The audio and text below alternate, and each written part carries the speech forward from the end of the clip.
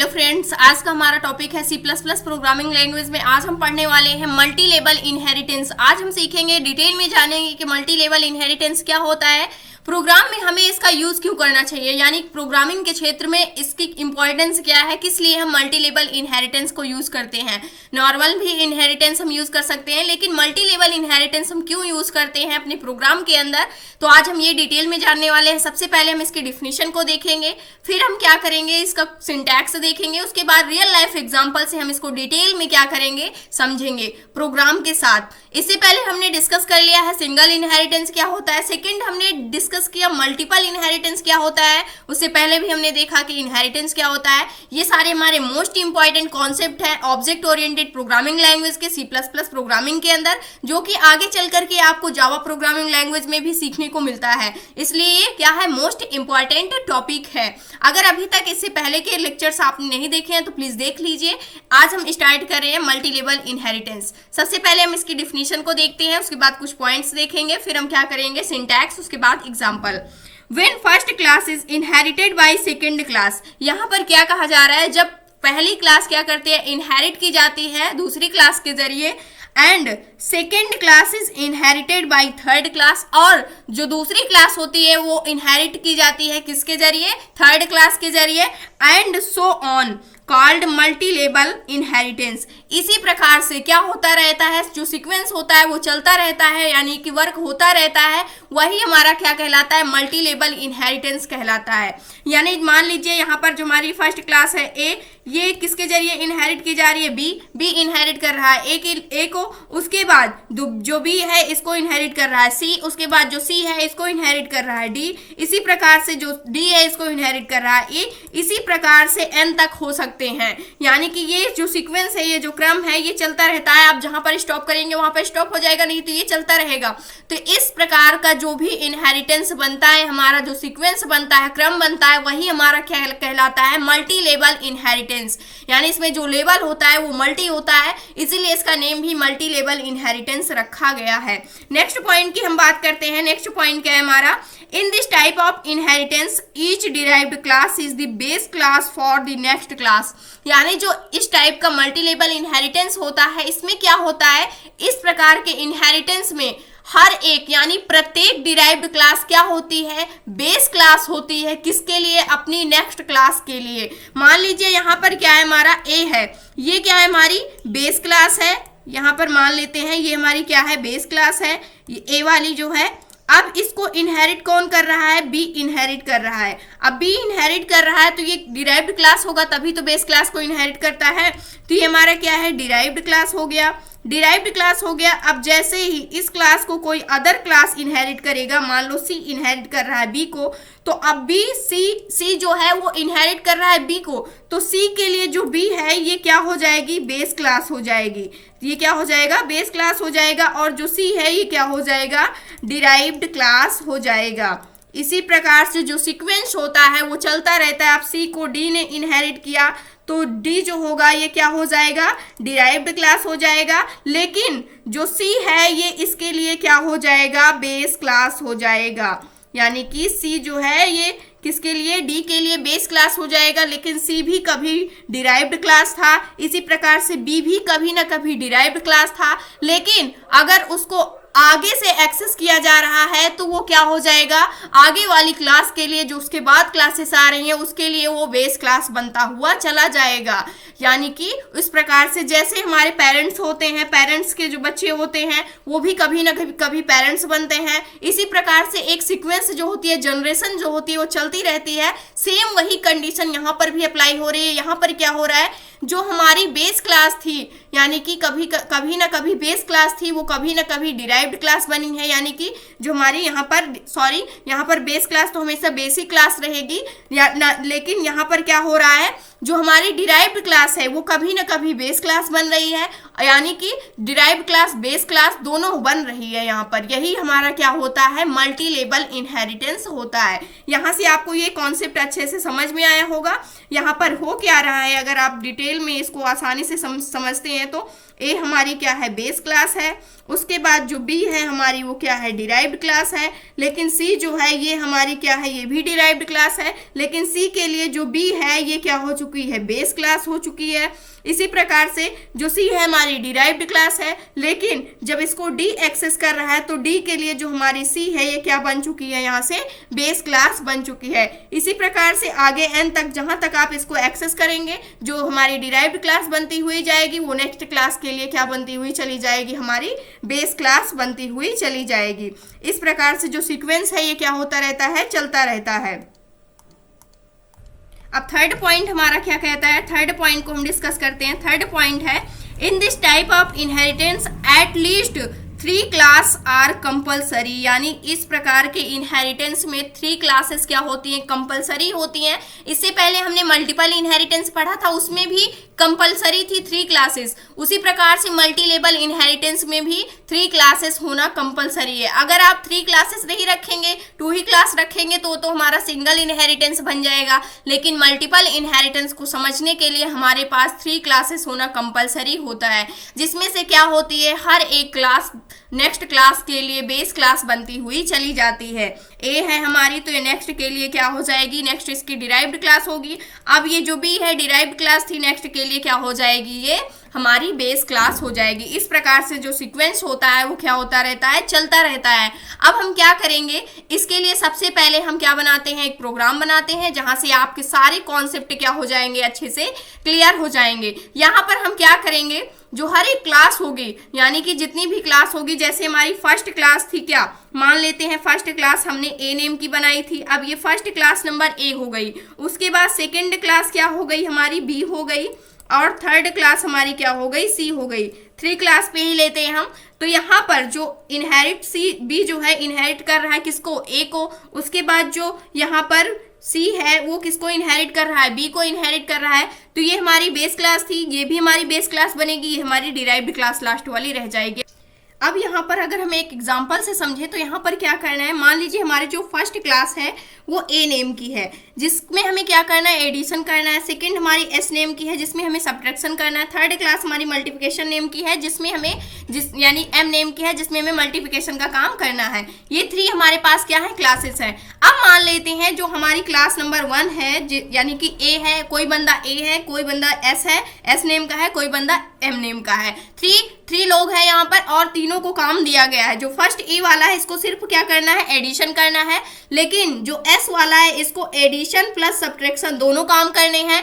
और जो M name का है उसको एडिशन भी करना है, सब्ट्रैक्शन भी करना है और मल्टीप्लिकेशन भी करना है, तीनों काम करने हैं। तो अब ये तीनों किस प्रकार से करेंगे, एक दूसरे की हेल्प करेंगे और आसानी से उस काम को कर लेंगे। मान लेते हैं एक काम को करने में, यानी कि वैल्यू को ऐड करने में 50 सेकेंड लगते हैं और वैल्यू को सब्ट्रैक्ट करने में भी 50 सेकेंड लगते हैं और मल्टीप्लाई करने में भी 50 ही सेकेंड लगते हैं। तो यहाँ पर क्या होगा, जो यहाँ पर एडिशन है इसको तो 50 ही सेकेंड लगेगा, लेकिन जो सब्ट्रैक्शन है यानी कि एस नेम का बंदा है इसको तो टोटल कितने टाइम लग जाएगा, यानी 50 + 50 सेकेंड अगर हम करते हैं तो यहाँ से इसको टाइम ज़्यादा लगेगा, यानी 50 सेकेंड और लगेगा। लेकिन ये क्या करेगा, ये डायरेक्टली एडिशन वाले के पास जाएगा, ए के पास जाएगा, यानी इससे वैल्यू को अपनी बेस क्लास से क्या कर लेगा, वैल्यू को इनहेरिट कर लेगा। ये इससे वैल्यू को क्या कर लेगा, यहाँ से इनहेरिट कर लेगा। तो सिर्फ ये जो एडिशन का काम है, इसको एडिशन का काम इसको कराया मिल जाएगा। सिर्फ इसको क्या करना होगा, सब्ट्रैक्शन ही करना होगा, जिससे इसको कितना टाइम लगेगा, सिर्फ 50 सेकेंड ही टाइम लगेगा, इसका 50 सेकेंड बच जाएगा। सेम अब वैसे ही क्या होगा, हमारा यहाँ पर जो मल्टीप्लिकेशन है इसको तीनों काम करने हैं, तो इसको 150 सेकेंड यानी कि 150 सेकेंड टोटल लग रहा होगा, यानी कि 50 सेकेंड 100 सेकेंड अदर यानी कि ज़्यादा लग रहा होगा, एक्स्ट्रा लग रहा होगा इन दोनों की अपेक्षा। तो यहाँ पर ये क्या करेगा, ये सब्ट्रैक्शन के पास देखेगा, इसके पास दोनों काम हुए हैं, एडिशन और सब्ट्रैक्शन का चाहिए इसको, तो इसके पास एडिशन भी हुआ है और सब्ट्रैक्शन दोनों काम हुए हैं। तो ये इससे क्या कर लेगा, इनहेरिट कर लेगा। इनहेरिट करने के बाद इसके पास क्या हो जाएगा, यहाँ पर एडिशन भी इसके पास हो जाएगा, सब्ट्रैक्शन भी हो जाएगा। अब ये क्या करेगा, मल्टीप्लिकेशन का काम खुद से कर लेगा, तो इसको भी क्या लगेगा, सिर्फ 50 सेकेंड लगेगा और इसका भी टाइम क्या हो जाएगा, 100 सेकेंड का जो टाइम था वो इसके लिए बच जाएगा। तो इस प्रकार से हम मल्टी लेवल इनहेरिटेंस का काम करते हैं, यानी कि इनहेरिटेंस को, मल्टी लेवल इनहेरिटेंस को हम क्या करते हैं, यूज करते हैं। यहाँ से अगर आप देखें तो ये हमारी क्लास कैसी थी, बेस क्लास थी, शॉर्ट फॉर्म लिख रहे हैं। और ये हमारी कैसी क्लास थी, जो हमारी सब्ट्रैक्शन नेम की थी, ये डिराइव्ड क्लास थी। लेकिन जैसे ही मल्टीप्लिकेशन ने इसको एक्सेस किया तो ये मल्टीप्लिकेशन के लिए क्या बन गई है, यहाँ पर ये बेस क्लास बन चुकी है। वैसे ही मल्टीप्लिकेशन ये क्या हो चुका है, मल्टीप्लिकेशन डिराइव्ड क्लास हो चुकी है। इसके बाद अगर कोई अदर क्लास इसको एक्सेस करती है तो ये उस क्लास के लिए बेस क्लास बन जाएगा और जो अदर क्लास होगी वो डिराइव्ड क्लास हो जाएगी। इस प्रकार से यहाँ पर क्या होता है, हर एक क्लास नेक्स्ट क्लास के लिए क्या होती हुई चली जाती है, हर एक डिराइव्ड क्लास नेक्स्ट क्लास के लिए बेस क्लास बनती हुई चली जाती है। यानी कि जो हमारी बेस क्लास है वो तो बनेगी नहीं, वो तो ऑलरेडी बेस क्लास है, जैसे हमारी फर्स्ट वाली क्लास हो गई। लेकिन जो उसके बाद नेक्स्ट क्लासेस आती हैं, जो डिराइव्ड क्लास होती हैं, वो क्या होती है, नेक्स्ट क्लास के लिए बेस क्लास बनती हुई चली जाती है। यहाँ पर क्या करना होगा, अभी तक तो हम क्या करते थे, जैसे मल्टीप्लिकेशन वाले काम करना था, ये डायरेक्ट दोनों को एक्सेस करता था। लेकिन इसमें क्या होगा, इसमें सबसे पहले जो फर्स्ट वाली क्लास है ये दूसरे वाले क्लास के जरिए एक्सेस की जाएगी, उसके बाद जो दूसरी वाली है ये थर्ड वाले के जरिए एक्सेस की जाएगी। यानी एक क्लास एक दूसरी क्लास के जरिए एक्सेस की जाएगी। अब इसके लिए हम क्या करते हैं, सिंपल सा प्रोग्राम बनाते हैं जहां से आपके सारे कॉन्सेप्ट क्या हो जाएंगे, क्लियर हो जाएंगे। अब हम क्या करते हैं, यहाँ से प्रोग्राम बनाते हैं। यहाँ पर सबसे पहले हम अपनी हेडर फाइल को डिक्लेयर करते हैं। हेडर फाइल हमारी क्या है, सबसे पहले हैज इंक्लूड आईस्ट्रीम, ये हमारी क्या हो गई, हेडर फाइल हो गई। इसके बाद हम लेते हैं यूजिंग नेम स्पेस, यहाँ से नेम स्पेस std। उसके बाद हम क्या लेंगे, क्लास बनाते हैं। यहाँ से फर्स्ट क्लास जो होगी हमारी, यहाँ पर सबसे पहले हम कमेंट आउट करते हैं। फर्स्ट क्लास क्या होगी, हम यहाँ पर डाल देते हैं फर्स्ट। उसके बाद ये हमारी क्या होगी, फर्स्ट बेस क्लास, यानी कि इसका नेम जो पहली क्लास होगी वो बेसिक क्लास होगी। तो यहाँ से ये हमारी जो क्लास है ये हमारी किस नेम की है, हम एडिशन नेम की बनाते हैं। यहाँ से एडिशन नेम की हमने एक क्लास बना ली। अब फर्स्ट क्लास हमारी बन चुकी है। इसमें क्या करना, सबसे पहले एक्सेस मॉडिफायर का यूज करना है पब्लिक, क्योंकि हमें डेटा मेंबर यानी कि मेंबर फंक्शन यहाँ पे बनाना है वाइड, जिसके अंदर हम अपने सारे काम को करेंगे। ऐड नेम का हमने यहाँ पर डेटा मेंबर बना लिया। अब इसके अंदर हमें क्या करना है, टू वैल्यू को ऐड करना है। इंट एक्स यहाँ पर y इक्वल हमने क्या ले लिया, यहाँ पे 90 ले लिया। उसके बाद z इक्वल हमने यहाँ पर क्या ले लिया, 20 ले लिया। सिंपल जैसे पहले हमने किया था वैसे ही करते हैं, बस थोड़ा हमें कॉन्सेप्ट को समझना है, जिसकी वजह से हमने सेम एग्जाम्पल लिया ताकि आपको समझ में आए हम कहाँ पर डिफरेंट, यानी कि यहाँ पर क्या चीज़ें हम अलग कर रहे हैं। y इक्वल मैंने यहाँ पर वैल्यू को कैलकुलेट कर लिया। कैलकुलेट होने के बाद 110 आएगी जो वैल्यू आएगी हमारी यहाँ पे। कैलकुलेट होने के बाद यहाँ से सी आउट फंक्शन की हेल्प से हम इस वैल्यू को प्रिंट कर रहे होंगे। प्रिंट क्या करेंगे, मैसेज डाल देते हैं कि ऐड होने के बाद जो हमारी वैल्यू आ रही है वो x के अंदर स्टोर हो रही है। x को प्रिंट करेंगे, नेक्स्ट लाइन कर देंगे। यहाँ से ये काम हमारा हो गया। जो हमारी फर्स्ट क्लास है वो क्या हो गई है, तैयार हो गई है। अब हमें क्या करना है, अब सेकेंड क्लास हमें बनानी है। सेकेंड क्लास क्या होगी, हमारी डिराइव्ड क्लास होगी, ये तो आपको पता ही है। तो सेकेंड क्लास हमने क्या बना लिया, क्लास सब्ट्रैक्शन नेम की,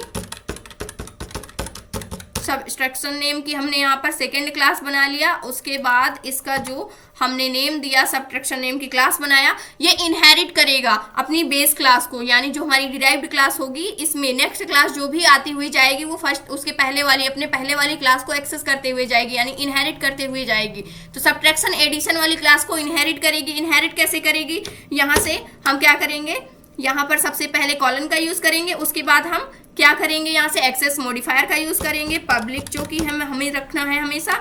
उसके बाद जो हमारी क्लास है वो क्या है, एडिशन नेम की है, तो एडिशन लिख देंगे। ये क्लास यहाँ से क्या हो गई, इनहेरिट हो गई हमारी पहली वाली क्लास। अब इसके अंदर हमें जो काम करना है, हमें सब्ट्रैक्शन करना है, तो जिसे हमें खुद से ही करना होगा, पब्लिक। अब पब्लिक एक्सेस मॉडिफायर यूज करते हैं वाइड, और यहाँ पर सब नेम का हमने क्या बना लिया, मेंबर फंक्शन बना लिया। और यहाँ पर हम क्या करेंगे, इंट एक्स, उसके बाद y इक्वल हम वैल्यू ले लेते हैं, मान लीजिए 20 है, और यहाँ पर z इक्वल वैल्यू मान लीजिए यहाँ पर 5 है। इन दोनों को वैल्यू को हमें क्या करना है, आपस में सब्ट्रैक्ट करना है, जिसके लिए हम यहाँ पर फार्मूला लिखते हैं x इक्वल y माइनस हम क्या कर देंगे, z लिख देंगे। उसके बाद यहाँ पर हमें क्या करना है, सी आउट फंक्शन की हेल्प से इसको प्रिंट कर देना होगा। प्रिंट करने के लिए हम यहाँ पर एक सिंपल सा मैसेज डाल देते हैं कि हम क्या प्रिंट कर रहे हैं, सब्ट्रैक्शन होने के बाद शॉर्ट फॉर्म इसकी लिख रहे हैं। यहाँ से x को हम क्या कर देंगे, प्रिंट कर देंगे। उसके बाद यहाँ से हम नेक्स्ट लाइन कर देते हैं। यहाँ पर सेकेंड भी क्लास हमारी क्या हो गई, कंप्लीट हो गई। अब सेकेंड क्लास ये हमारी क्या है, बेस क्लास है, लेकिन ये वाली हमारी क्या है, सब्ट्रैक्शन। यहाँ पर क्या है, अभी ये हमारी जो सब्ट्रैक्शन क्लास है, सब्ट्रैक्शन जो है हमारी यहाँ पर डिराइव्ड क्लास है, यानी कि डिराइव्ड क्लास है ये। अब लेकिन इसके बाद नेक्स्ट क्लास हम और बनाते हैं, यानी एक और क्लास बनाते हैं। क्लास यहाँ पर हमने मल्टीप्लिकेशन नेम की, मल्टीप्लिकेशन एक नेक्स्ट क्लास हमने बना लिया मल्टीप्लिकेशन नेम की। अब ये मल्टीप्लिकेशन नेम की जो क्लास है, अब जो नेक्स्ट क्लास आई वो अपने पहले वाली क्लास को इनहेरिट करेगी। अब इनहेरिट डिराइव्ड क्लास जो होती है वो किसको इनहेरिट करती है, हमेशा बेस क्लास को इनहेरिट करती है।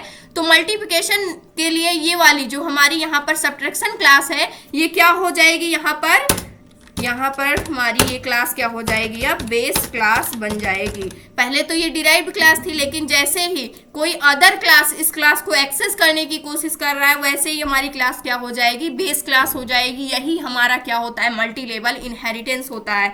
अब एक्सेस कैसे करेगा, जैसे सेम हमने एक्सेस किया था, उसके बाद यहाँ से पब्लिक।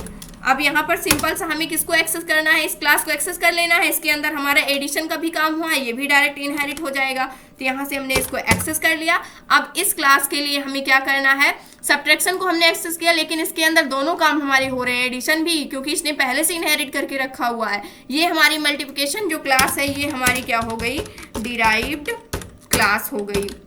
अगर इसको कोई और अदर क्लास एक्सेस करेगी तो उसके लिए क्या बन जाएगी, बेस क्लास बन जाएगी। जैसे कि मल्टीप्लिकेशन के लिए हमारी सब्ट्रैक्शन जो कि पहले डिराइव्ड क्लास थी, अब क्या बन चुकी है, बेस क्लास बन चुकी है।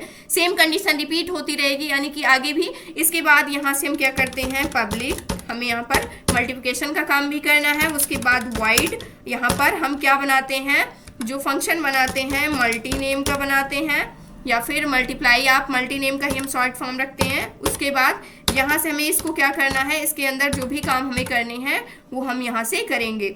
सबसे पहले इसकी बॉडी हमने लिया, और यहाँ पर हमें क्या काम करना है, इंट x, उसके बाद y इक्वल मल्टीप्लाई करना है, यहाँ पर हमने 3 ले लिया। उसके बाद z इक्वल हमने यहाँ पर क्या ले लिया, z इक्वल मान लेते हैं 4 है, तो 4 ले लिया हमने यहाँ से। उसके बाद यहाँ से हम फार्मूला लिखेंगे, x इक्वल हमारा क्या हो जाएगा, y मल्टीप्लाई z कर देंगे, y की मल्टीप्लाई z में कर देंगे, तो यहाँ पर कितना आएगा, 12 आएगा। सी आउट फंक्शन की हेल्प से हम इसको क्या करते हैं, सबसे पहले प्रिंट करते हैं। प्रिंट किसको करेंगे, मल्टी नेम से हमने बनाया हुआ है, तो इस फंक्शन को हम यहाँ पर x नेम के वेरिएबल में हमारी वैल्यू जो है स्टोर होगी, यहाँ से इंडेल कर देते हैं हम यहाँ पे, ताकि हम आगे और भी काम करें तो हमारी नेक्स्ट लाइन में हो। यहाँ से इंडेल कर देते हैं। ये भी हमारा क्या हो चुका है, कंप्लीट हो चुका है। तो यहाँ से आप देख सकते हैं, सबसे पहली क्लास हमारी क्या है, एडिशन नेम की, जो कि बेस क्लास है। सेकंड क्लास हमारी क्या है, सब्ट्रैक्शन नेम की, जो कि क्या है, हमारी डिराइव्ड क्लास है, जो कि किसके लिए डिराइव्ड क्लास है, बेस क्लास के लिए डिराइव्ड क्लास है। लेकिन यहाँ पर मल्टीप्लिकेशन के लिए क्या है, हमारी सब्ट्रैक्शन बेस क्लास है। इस प्रकार से जितनी भी क्लासेस आती जाएंगी, अपने से पहले वाले के लिए वो क्या हो जाएगी, डिराइव्ड क्लास हो जाएगी, लेकिन अपने से बाद वाले के लिए वो क्या हो जाएगी, बेस क्लास हो जाएगी। अब क्या करना है, अब हमें फंक्शन को कॉल करना है। एक्सेस करने के लिए हमें क्लास के ऑब्जेक्ट से कॉल करना होता है। और हमेशा जब भी हम मल्टी लेवल इनहेरिटेंस की बात करते हैं, तो हमेशा जो सबसे लास्ट वाली, यानी जो डिराइव्ड क्लास होती है, क्योंकि इसको कोई और क्लास एक्सेस नहीं कर रही है, तो हमेशा डिराइव्ड क्लास का ही हम ऑब्जेक्ट बनाते हैं। तो यहाँ पर भी जो ऑब्जेक्ट बनाएंगे हम मल्टीप्लिकेशन का बनाएंगे, इस क्लास का, मल्टीप्लिकेशन नेम की क्लास का बनाएंगे। तो यहाँ से हम इंट मेन फंक्शन में आते हैं अपने, और यहाँ से हम जो ऑब्जेक्ट क्रिएट करते हैं, ऑब्जेक्ट किसका क्रिएट करेंगे, मल्टीप्लिकेशन क्लास का क्रिएट करेंगे। और ऑब्जे नेम हमने दे दिया ऑब्जेक्ट नेम यहाँ से। अब ये कॉल किसको किसको करेगा, सबसे पहला फंक्शन हमारा ऐड है, उसके बाद सब्ट्रैक्शन है, फिर मल्टीप्लिकेशन का है। तो यहाँ से हम कॉल करेंगे ऑब्जे डॉट, यहाँ से हम सबसे पहले ऐड फंक्शन को कॉल करते हैं। नेक्स्ट हमारा जो फंक्शन है ऑब्जे डॉट, नेक्स्ट जो हमारा फंक्शन है वो क्या है, हमारा सब्ट्रैक्शन फंक्शन है, तो सब्ट्रैक्शन को कॉल करेंगे, यानी सब फंक्शन को। थर्ड हमारा क्या है, थर्ड जो हमारा है ऑब्जे डॉट, वो है हमारा मल्टीप्लिकेशन का, तो यहाँ से मल्टी वाले फंक्शन को हम कॉल कर लेंगे। तो इस प्रकार से उसके बाद रिटर्न 0 करते हैं और प्रोग्राम को अपने हम सेव करते हैं। ये हमारा क्या है, मल्टी लेवल इनहेरिटेंस है। इसको हमने सेव कर दिया। F11 से हम अपने प्रोग्राम को रन करते हैं। तो यहाँ से आप देख सकते हैं जो हमें रिजल्ट मिल रहा है, यहाँ पर क्या मिल रहा है, सबसे पहला जब हमने वैल्यू को ऐड किया तो हमने यहाँ पर आपको 90 + 20 अगर आप ऐड करेंगे तो आपको 110 मिलेगा।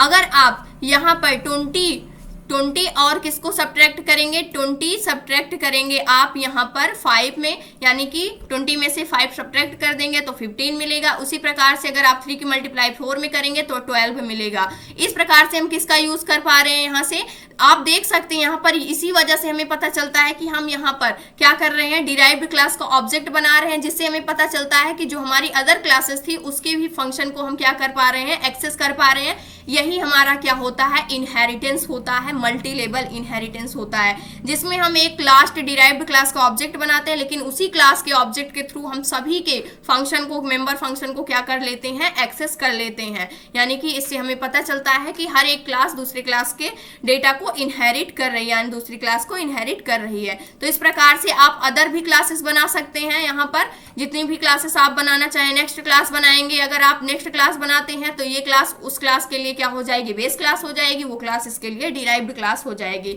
ये था आज का हमारा टॉपिक, जो कि था मल्टी लेवल इनहेरिटेंस, जो कि मोस्ट इंपॉर्टेंट है आपके इंटरव्यू के मुकाबले भी। और अगर आप ऐसे भी तैयारी कर रहे हैं किसी भी एग्जाम की, यानी कि अगर आप कॉलेज के स्टूडेंट हैं तो आपके लिए भी ये क्या है, मोस्ट इंपॉर्टेंट टॉपिक है। ये था आज का हमारा टॉपिक। आई होप दोस्तों अगर आज की इन्फॉर्मेशन आपको अच्छी लगी हो तो प्लीज वीडियो को लाइक करना, चैनल को सब्सक्राइब करना और दोस्तों के पास शेयर करना।